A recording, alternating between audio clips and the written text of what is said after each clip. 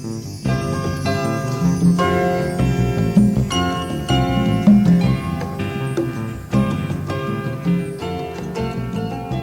everyone, this is Meir.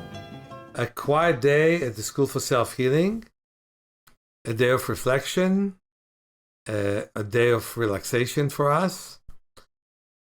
And I want to talk about the topic of touch. I'll never forget how one of my most excellent students, who said to me he came from a village of fishermen, and everybody confused the word touch to the word sex. You know, I touch people. I had a wonderful series of sessions with my favorite 3-year-old kid who has muscular dystrophy. And I felt like the skin was a connective tissue between us. It wasn't anything that separated between us. I know every weak spot in his body. Muscular dystrophy is a serious illness, and in his case, there's a great destruction of his body. It's called Duchenne muscular dystrophy, the worst one that exists. I always said that if somebody gave me cancer or Duchenne muscular dystrophy, I choose cancer. And I met many of my friends who died from it, but imagine the disease. Nothing like touch helped him feel better, because even standing is hard on him, and walking is hard on him. The relief of what professional touch can do for him is amazing. And I want to talk further than that. With our touch, combining with movement, we can help people to overcome osteoporosis. We can help people to overcome nerve disease. We can help people to take away pain that was there for years. And one thing that I can see that happens all over the Western world is loneliness. Doesn't matter if you're in San Francisco, New York, or Tel Aviv. So many people, especially elderly, but many people who are even not elderly, are lonely. And that loneliness hurts people. With time, they lose the skills of being together in a group. And they're always having an internal world within themselves.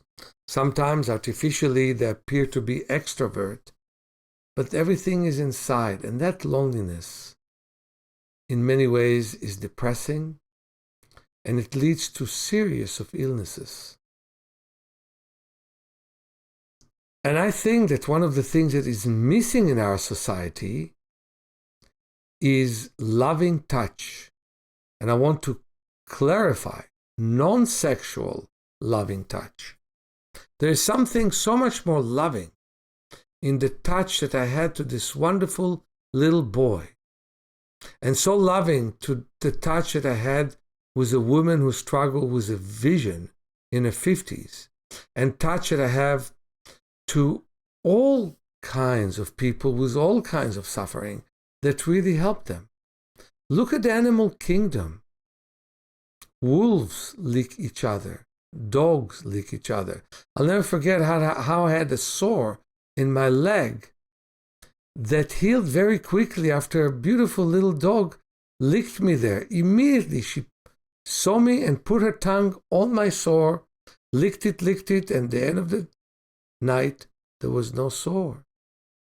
Well, monkeys groom each other, and mice groom each other. And so what happened in our society is the low level of outlook at touch, and we make touch sex. What a mistake. Touch has to be pleasant, has to be loving. It doesn't have to be long, unless we do massage to each other, unless somebody is hurting and we need to massage them. But a nice tap on the shoulder, a nice stroke on the head, holding hands for a moment to bring energy. In all psychotherapy, they don't allow you touch. Did that in any way decrease the impropriety of some psychotherapists. And in verbal discussion, they don't allow you touch. In some cultures, they touch. I know that they expect you to kiss a woman on her 2 cheeks in Brazil. And if you don't do that, you basically offend her. And men touch as well. I don't see a reason for us not to touch. But with all those lawsuits and low-level outlook at the wonderful transcendental value of touch in this society, for legal and safety reasons, people just don't touch. And the loneliness hurts people. And the lack of touch hurts people. And I think we should have a whole new way of looking at the world.